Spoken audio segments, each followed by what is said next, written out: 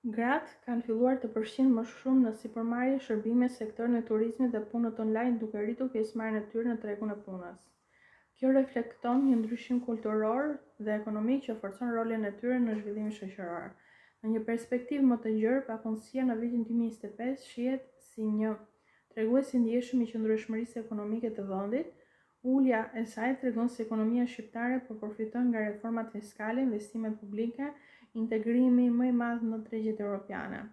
Megjithatë, ekspertët paralajmërojnë se ulja e papunësisë nuk shihet si vetëm si sukses numerik, por edhe si pjesë e një procesi më të gjerë që kërkon punësim cilësor, paga të drejta, kushte të sigurta pune. Edhe pse të dhënat zyrtare të Instat priren për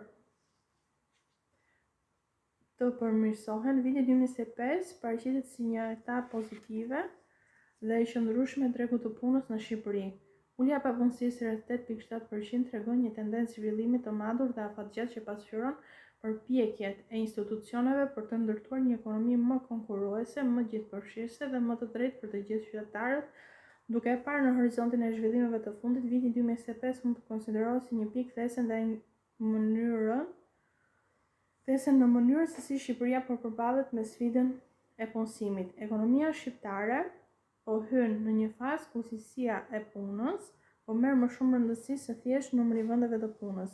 Kjo prirje përputhet me standardet europiane të tregut të punës, ku fokusi është te aftësitë, inovacionet dhe produktivitetin e punës dhe punonjësve. Në këtë kuadër, politikat arsimore dhe formimi profesional po marrin një rol gjithnjë më të rëndësishëm. Qeveria dhe institucionet përkatëse kanë nisur